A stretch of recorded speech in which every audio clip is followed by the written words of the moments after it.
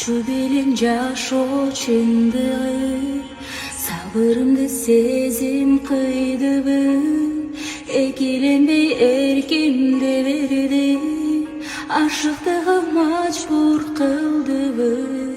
Siz карнадым ушул түнүмдү, түнүм эмес күндүз күнүмдү, тагдырымдын буйругу экен.